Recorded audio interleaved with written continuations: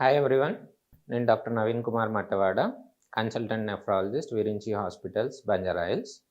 So ఈరోజు kidney జబ్బుల గురించి డిస్కషన్లో భాగంగా కిడ్నీ జబ్బులు ఎన్ని రకాలు దాని గురించి మాట్లాడుకుందాము. ఇప్పుడు కిడ్నీలో జబ్బులు చాలా రకాలు ఉంటాయండి.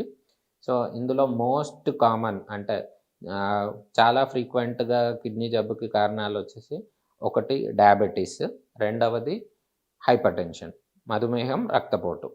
ఇది వరల్డ్ వైడ్గా. ఇండియాలో పర్టికులర్గా మన సౌత్ ఇండియాకు వచ్చేసరికి సికేడియు అంటే చాలామందికి కిడ్నీ ప్రాబ్లం ఎందుకు వస్తుంది అనేది తెలీదు. సో ఇలాంటి వాళ్ళకి యూజువల్ సస్పెక్ట్స్ వచ్చేసి కంటామినేటెడ్ వాటర్, లేదంటే ఎక్కువగా వేడికి ఎక్స్పోజ్ అవ్వడము, ఇలాంటి కారణాలు చెప్పుకోవచ్చు.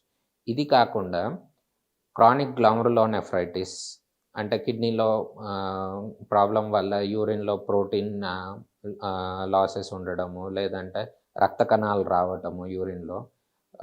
ఇది కాకుండా కొన్ని ఏడిపికేడి జన్యుపరమైన కిడ్నీ ప్రాబ్లంలో ఇలాంటివి ఏంటి అంటే ఫ్యామిలీస్లో అంటే పేరెంట్స్ నుంచి పిల్లలకి వచ్చే జబ్బులు, ఇలాంటివన్నీ ఉంటాయి.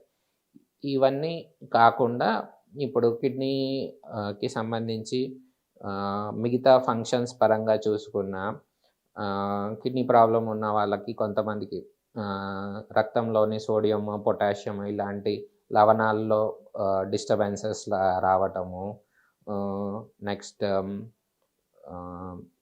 కిడ్నీ ప్రాబ్లం వల్ల రక్త కణాలు తగ్గిపోయి అనీమియా అంటారు, ఇలాంటివి రావటము, ఇలాంటివి కూడా కిడ్నీ ప్రాబ్లం లక్షణాలు.